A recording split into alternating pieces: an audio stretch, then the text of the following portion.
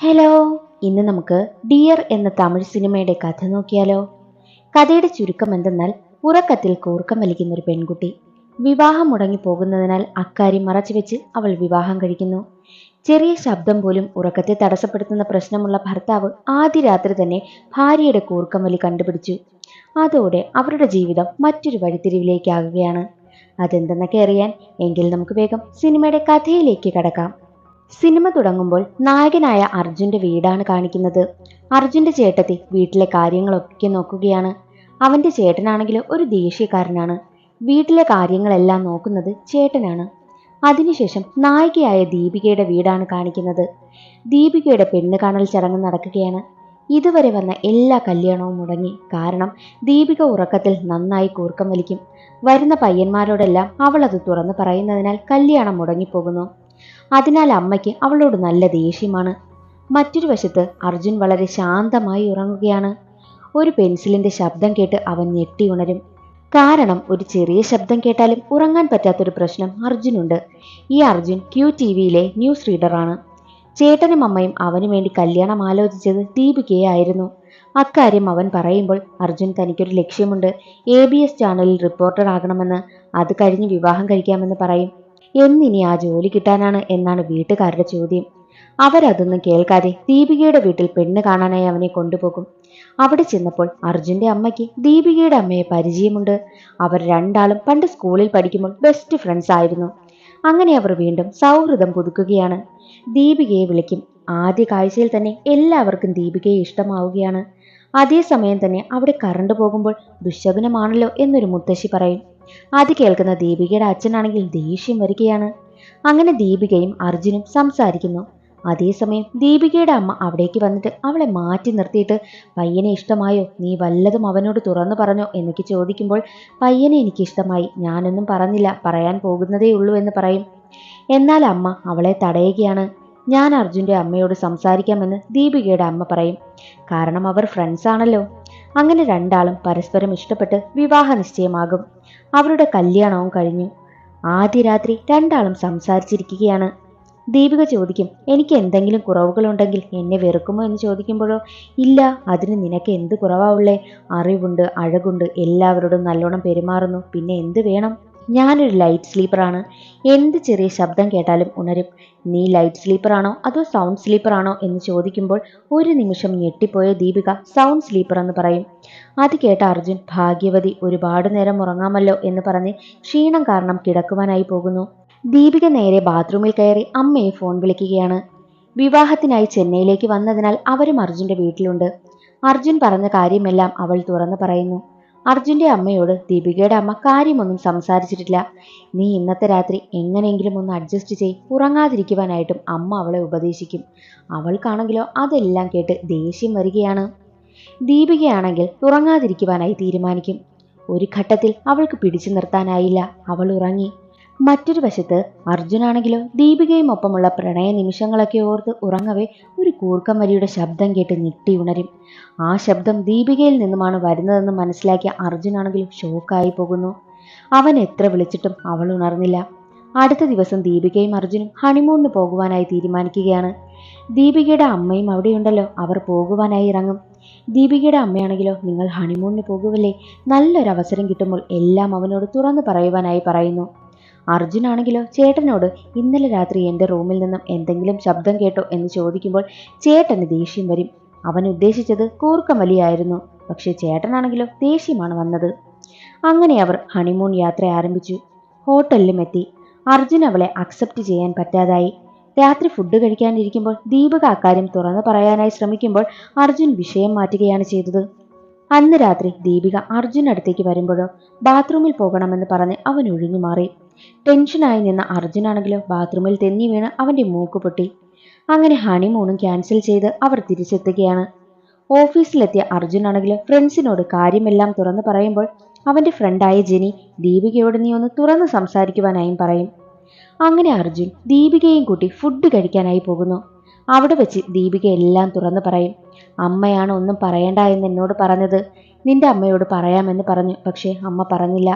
എന്നെ വെറുക്കരുത് എന്നവൾ വളരെ ഇമോഷണലായി സംസാരിക്കുമ്പോൾ, ഏയ് അതൊന്നും പ്രശ്നമില്ല, എനിക്കൊരു ലക്ഷ്യമുണ്ട്, അതിനെ സപ്പോർട്ട് ചെയ്ത് എൻ്റെ കൂടെ നിന്നാൽ മതിയെന്ന് പറയും. എന്നിട്ടവൻ തനിക്ക് ABS ചാനലിൽ ന്യൂസ് റീഡർ ആകണമെന്ന ആഗ്രഹം അവളോട് തുറന്നു പറയും. ദീപികയുടെ കൂർക്കം വലിക്ക് കാരണം മൂക്കിലൊരു ചത വളരുന്നതാണ്. ഒരുപാട് ട്രീറ്റ്മെന്റ് ചെയ്തു നോക്കി, പക്ഷേ രക്ഷയില്ല എന്ന് പറയുമ്പോൾ അർജുൻ തന്റെ ഡോക്ടർ ഫ്രണ്ടിനെ വിളിച്ചിട്ട് കാര്യം പറയും. ദീപികയുടെ പ്രശ്നം ചികിത്സിച്ച് മാറ്റാനാകില്ലെന്ന് ഫ്രണ്ട് പറയുകയാണ്.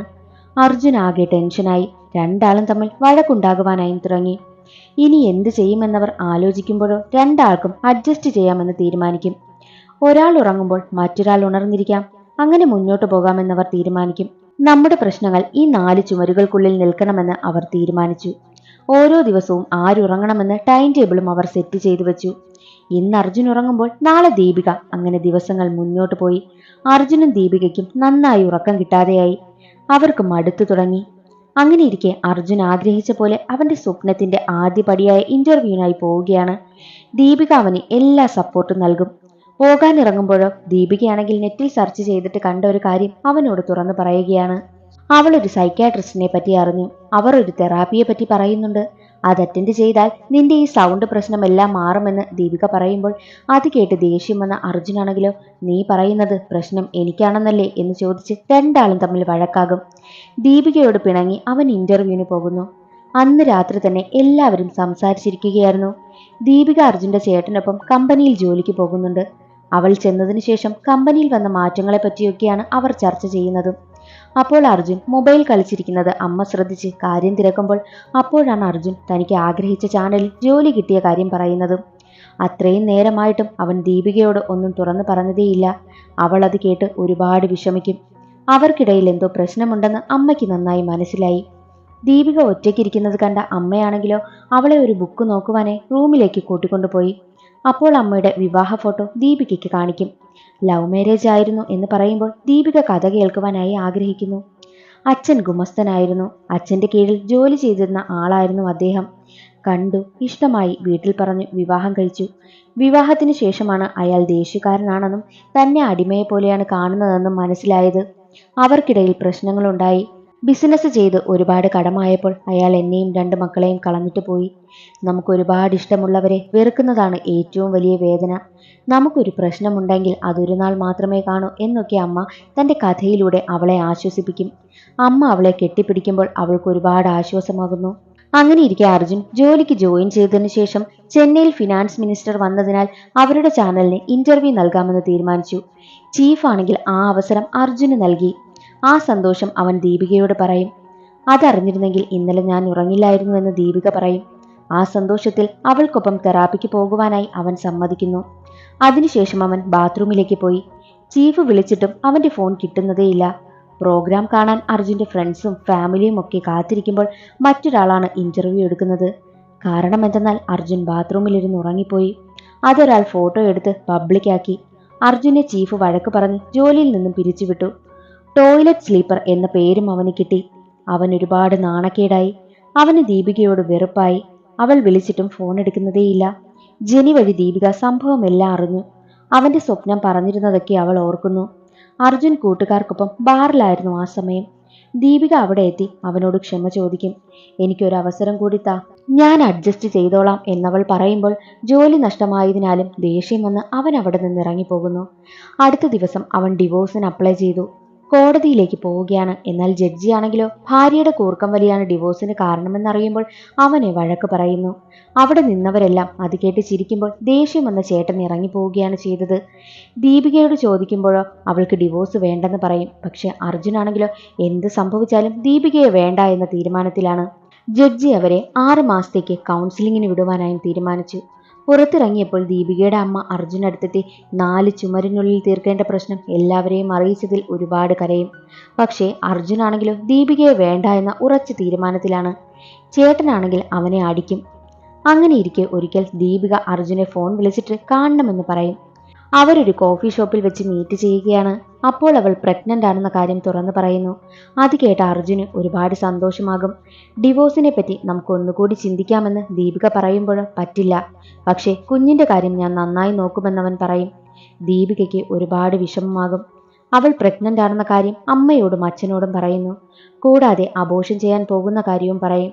അമ്മ അതിന് സമ്മതിക്കാതെ കരയുമ്പോഴോ അച്ഛൻ പറയും, ജീവിതം അവളുടെയാണ്, ശരീരം അവളുടേത്, അതുകൊണ്ട് തീരുമാനം എന്തു വേണമെങ്കിലും അവൾ എടുക്കട്ടെ എന്ന് അച്ഛൻ പറയും. അങ്ങനെ അടുത്ത ദിവസം അച്ഛനൊപ്പം അവൾ ഹോസ്പിറ്റലിൽ ഇരിക്കുകയാണ്.